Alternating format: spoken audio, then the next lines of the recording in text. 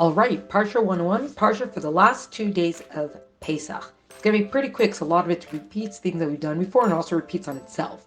So for days 7 and 8 of Chag, first day is a big day because that is the day when, counting-wise, we actually celebrate the crossing of the Red Sea, Kriyas Yamsuf. And we're not going to go through that all again because we've done it before. That's Parsha's Beshalach, and it's the Shira of Az Yashir. So you make it in Shul, you could hear the great song of praise to God of the miracles that occurred.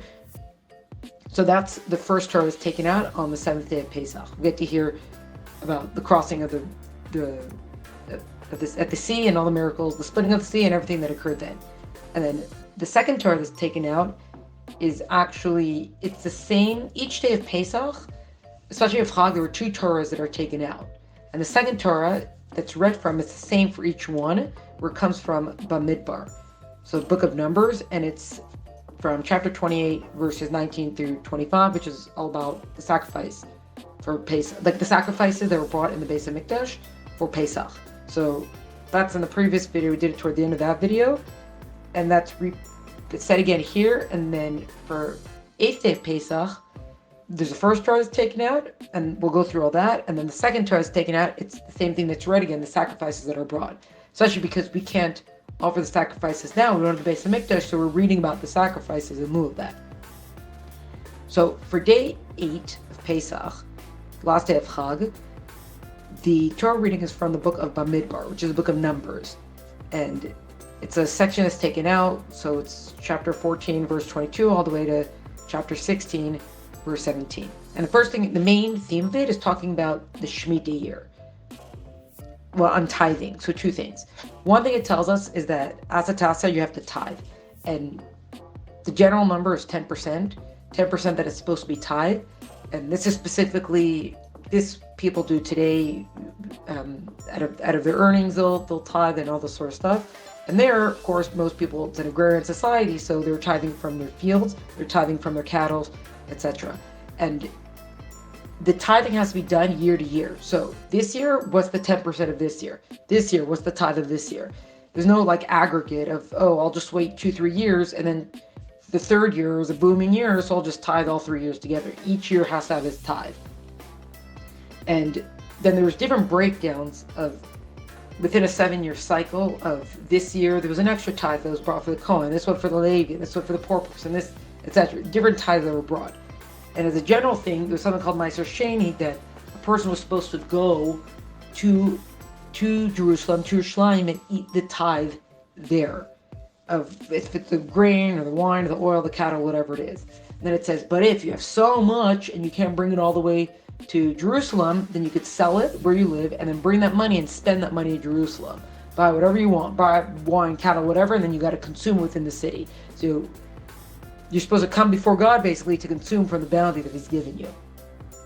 And then it says here also that in the 3rd year, don't forget the Levi, don't forget the Levites. They were not given their own plots of land. They have designated cities only. And don't forget the poor people. So you're going to give a tithe for them. You're going to set aside for them in that year. Then it talks about the Shmittah year. Shmittah year happened every 7 years. And that's a time when they would let the land life fallow. They would not work it. But here specifically, it's talking about giving out loans and all debts. All loans and all debts are released in the Shmittah year. Not a 7-year counting of when the loan was given out, but whatever the 7-year counting is till the Shmittah year. Now, as a side thing, this actually caused a little bit. The Torah says, don't not loan because you're going to be afraid, this is year 6, I might not be paid back by the 7th year.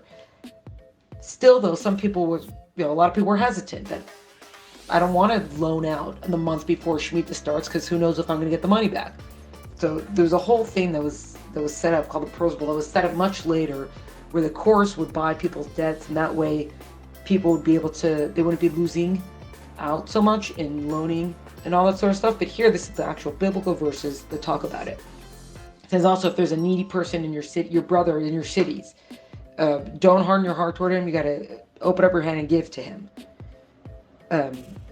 And here it also, Rashi, foremost commentator of the Torah, comments, why is it specified like this? Because it says there's an order of giving, as in a family member who's in need should be given to first.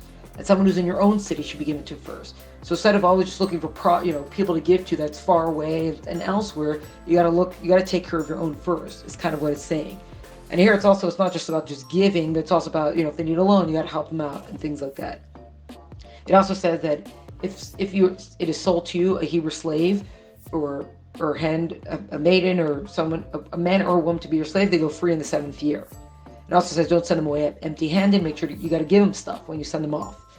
Now, if there's a male slave that doesn't want to leave, then you got to take him. This we learned before in Parsha Shmittah.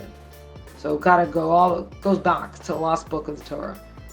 So if the slave doesn't want to leave, you take him to the doorpost and you make a hole in his ear with an awl. And however, in the 50th year, he has to leave.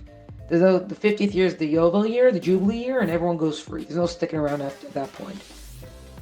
Then it talks about how the firstborn of your cattle is designated for Hashem. Firstborn, the sheep, the cattle, the ox, whatever it is. You're not allowed to work it, and you can't shear the sheep. You can't get any of the wool. So that also you got to bring up to God.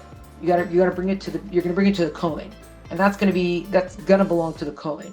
If the animal has some sort of blemish on them, and by blemish it means any sort of certain kind of illnesses, or if it's blind or lame or something like that, then the Kohen will sacrifice it within the city of Yerushalayim, within Jerusalem, and then people can partake of it there. But if it's not blemished, then there's the procedures of offering a sacrifice. The fats have to be burned, and who's allowed to eat it, and stuff like that. But either way, the firstborn of the cattle are going to Jerusalem, they're going to the Kohen. Then it talks about, remember the month of the spring month. That's going to be the month of Pesach. Rashi comments, you got to make sure that it's a time when the barley can ripen, right? So around that time. And if it's too early, then you got to make sure there's going to be a leap year. You got to push it off a month. This goes with the whole idea that all the holidays in Judaism are seasonal. They got to be in the right time.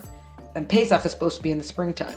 It talks about again about the Carbon Pesach, which you're not allowed to sacrifice anywhere. It's got to be in Jerusalem. It's got to be in Yerushalayim. It talks about the shouldn't be any chametz, no leaven with it, nothing leavened with it. Then it says you got to remember leaving Egypt all the days of your life. And then from there it says you're going to count 7 days until the holiday of Shavuos, and you're going to rejoice. So everyone's going to rejoice. You, your household, everybody's around. You got to all rejoice. And remember, in your rejoice, remember this is all because you were freed from Egypt and from slavery. And then it goes back again to the holiday of Sukkot. That 7 days is going to be the holiday of Sukkot, and everybody's got to rejoice. And then it says 3 times a year, we call it the Shalosh Regalim. 3 times a year, all the men, you got to all come up to the base of Mikdash. 3 times a year, Pesach, Shavuos, and Sukkot. You all got to come up to the base of Mikdash for these holidays, come up before God, and besides for the regular offerings that were brought, each person should bring according to what he could afford. You got to bring up offerings with that as well. And those are the Torah readings for the last 2 days of Chag of Pesach.